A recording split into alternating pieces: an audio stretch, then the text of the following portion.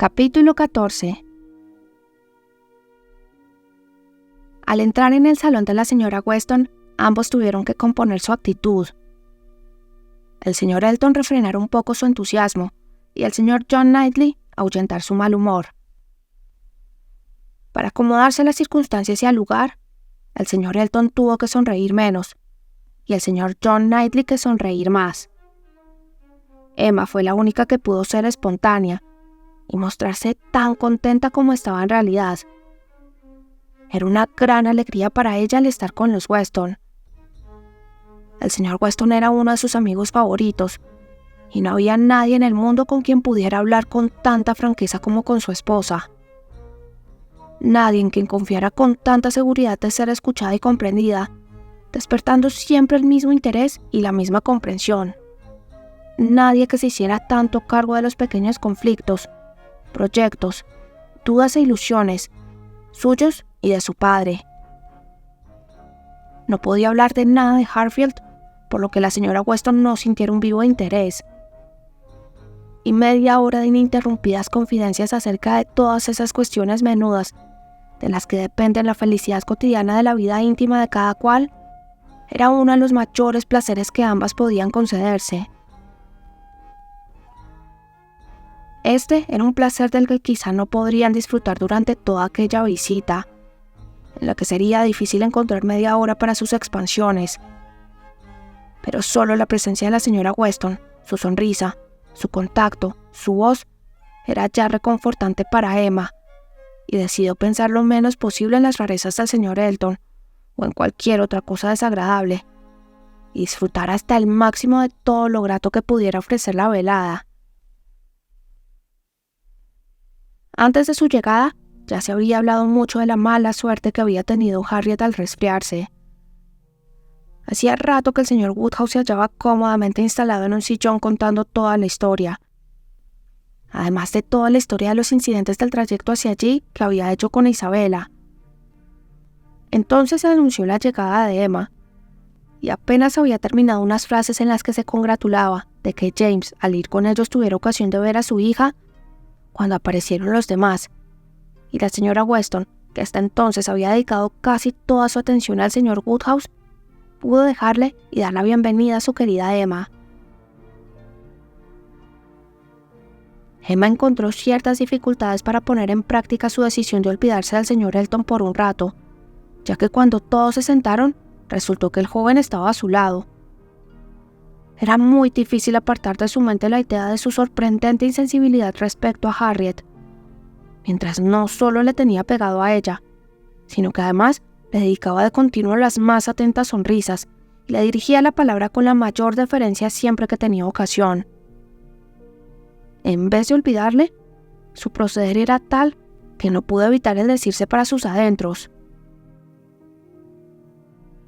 ¿es posible que tenga razón mi cuñado? ¿Es posible que empiece a olvidarse de Harriet y a poner su afecto en mí? Sería absurdo, no puede ser. Sin embargo, el señor Elton se desvivía de tal modo porque Emma no sintiera frío. Se mostraba tan atento con su padre y tan amable para con la señora Weston, y por fin demostró tanto entusiasmo y tanta falta de criterio ante sus dibujos, que no podía por menos de pensarse que parecía enamorado, y ella tuvo que hacer un esfuerzo por conservar la calma y la naturalidad. No quería mostrarse descortés, en primer lugar por ella misma y luego por Harriet, confiando en que todo podría volver a encauzarse bien, como al principio. De modo que fue muy amable con él, pero le costaba un esfuerzo, sobre todo cuando los demás hablaban de cosas por las que ella estaba interesada, mientras que el señor Elton la aturdía con su insípida locuacidad. Por algunas palabras sueltas que pudo oír, comprendió que el señor Weston estaba hablando de su hijo. Oyó las palabras «mi hijo» y «Frank», y repetía «mi hijo» varias veces más. Y por alguna otra cosa que llegó hasta sus oídos, supuso que estaba anunciando la próxima visita de su hijo. Pero antes de que pudiera deshacerse del señor Elton, la conversación había cambiado por completo, hasta el punto de que cualquier pregunta suya que hubiese resucitado el tema hubiera parecido fuera de lugar e impertinente. Lo que ocurría era que a pesar de la decisión que había tomado Emma de no casarse nunca, había algo en el nombre, en la idea del señor Frank Churchill, que siempre la había atraído. Con frecuencia había pensado, sobre todo desde que el padre del joven había contraído matrimonio con la señorita Taylor, que si ella tuviera que casarse con Frank Churchill, sería la persona más indicada, tanto por su edad como por su carácter y su posición social. Por la relación que existía entre ambas familias, parecía una unión perfectamente natural. Y Emma no podía por menos de suponer que era una boda en la que debería de pensar todo el mundo que les conocía. Estaba totalmente persuadida de que los Weston pensaban en ello, y aunque no estaba dispuesta a que ni él ni ningún otro hombre le hiciera abandonar su actual situación, que consideraba más pletórica de bienestar que ninguna otra nueva que pudiese sustituirla, sentía una gran curiosidad por verle, una decidida intención a encontrarle agradable, a que él se sintiera atraído hasta cierto punto, y una especie de placer ante la idea de que en la imaginación de sus amigos ambos aparecieran unidos. Bajo el influjo de estas sensaciones, las cortesías del señor Elton no podían ser más inoportunas. Pero ella se consolaba pensando que en apariencia era muy atenta, cuando en realidad no podía contrariarla más aquella situación. Y suponiendo que durante el resto de la velada forzosamente se volvería a hablar del mismo tema que al principio, o que por lo menos se aludiría a lo esencial del asunto, tratándose de una persona tan comunicativa como el señor Weston. Y así resultó ser. Y cuando por fin se hubo desembarazado del señor Elton y se sentó a la mesa junto al señor Weston, este aprovechó la primera tregua que pudo hacer en sus deberes como anfitrión, la primera pausa que hubo desde que se sirvió el lomo de carnero, para decir a Emma: «Solo nos faltan 2 personas más para hacer el número exacto. Quisiera poder tener con nosotros a 2 invitados más. La amiguita de usted, la señorita Smith, y mi hijo. Solo entonces podría decir que la reunión es completa del todo. No sé si me ha oído usted decir a los demás cuando estábamos en el salón que esperábamos a Frank. Esta mañana he tenido carta suya y me dice que estará con nosotros dentro de 2 semanas.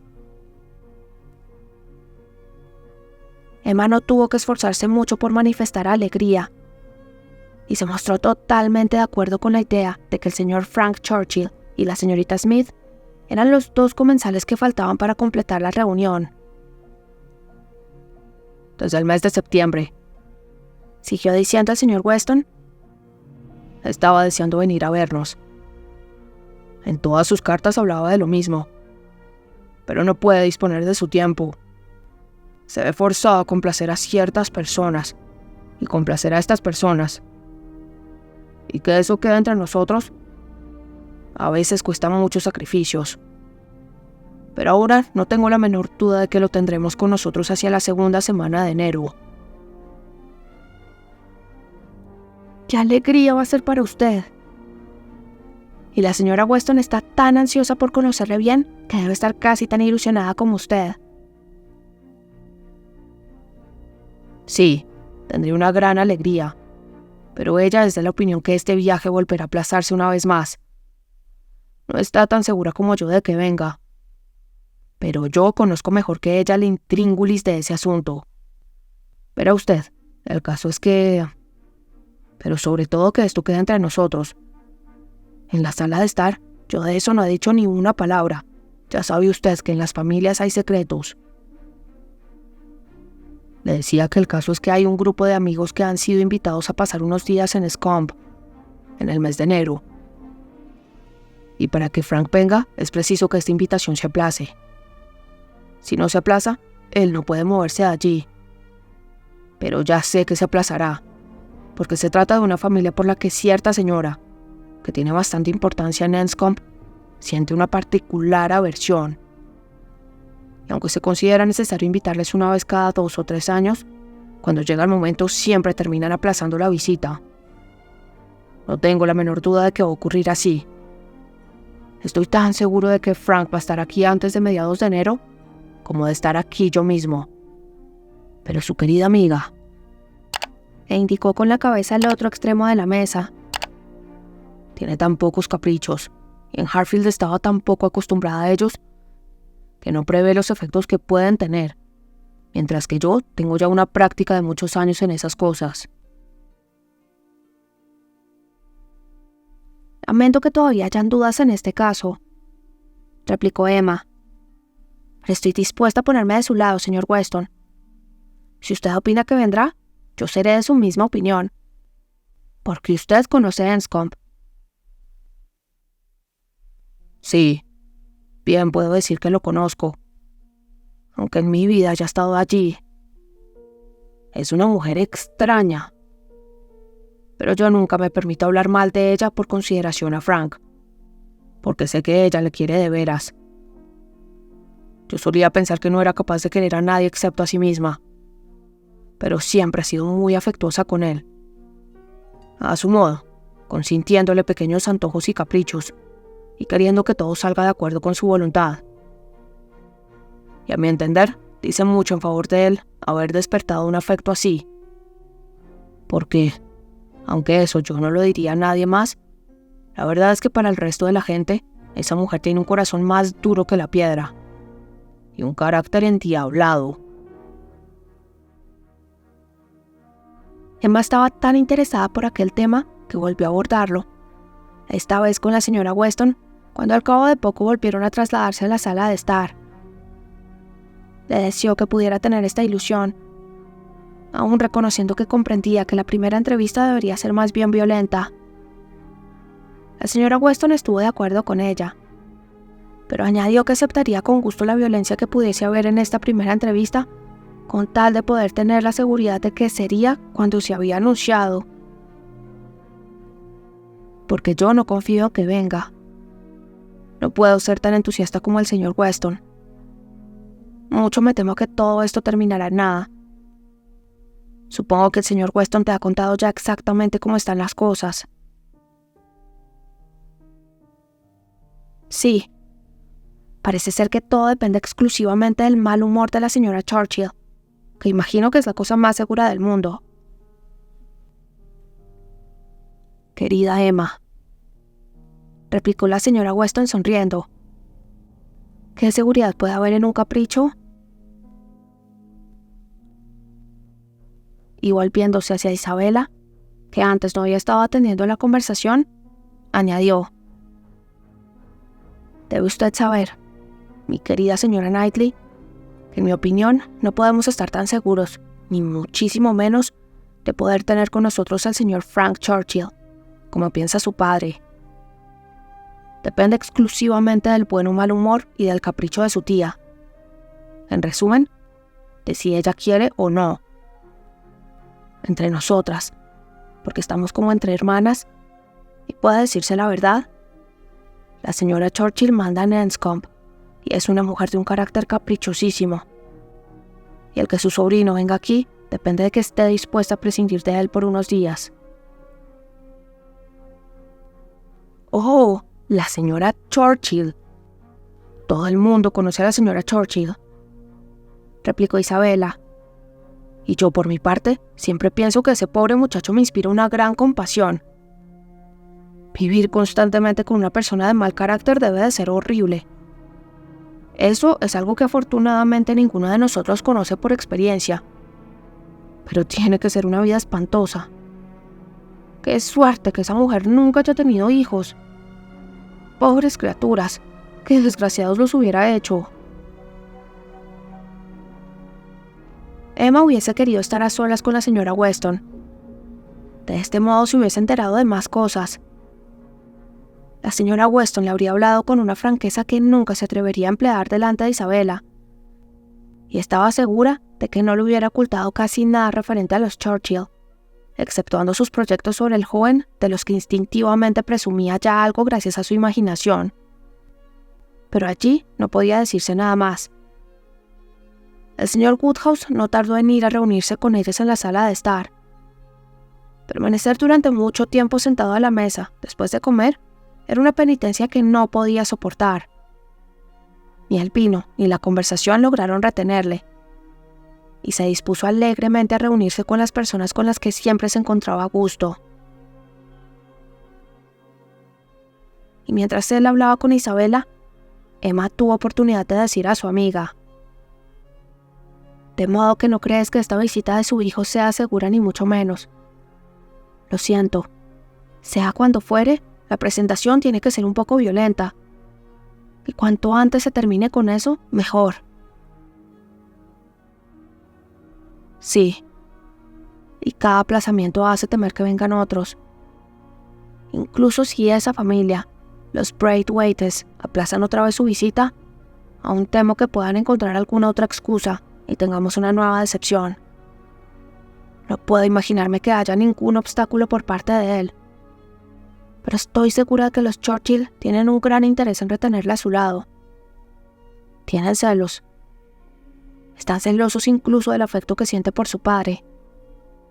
En resumen, no tengo ninguna seguridad de que venga, y preferiría que el señor Weston no se entusiasmara tanto con esta idea.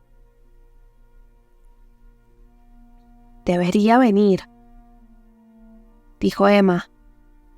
«Aunque solo pudiera estar con ustedes un par de días, debería venir». Casi es difícil imaginarse un joven de su edad que no pueda ni siquiera hacer eso. Una joven, si cae en malas manos, puede ser atrapada y alejada de aquellas personas con las que ella desearía estar. Pero es inconcebible que un hombre esté tan supeditado a sus parientes como para no poder pasar una semana con su padre si lo desea. Para saber lo que él puede o no puede hacer, replicó la señora Weston, deberíamos estar en Enscombe y conocer la vida de la familia. Quizá fuera eso lo que deberíamos hacer siempre antes de juzgar el proceder de cualquier persona de cualquier familia. Pero estoy segura de que lo que ocurre en Enscombe no puede juzgarse de acuerdo con normas generales. Es una mujer tan antojadiza y todo depende de ella. Pero quiere mucho a su sobrino.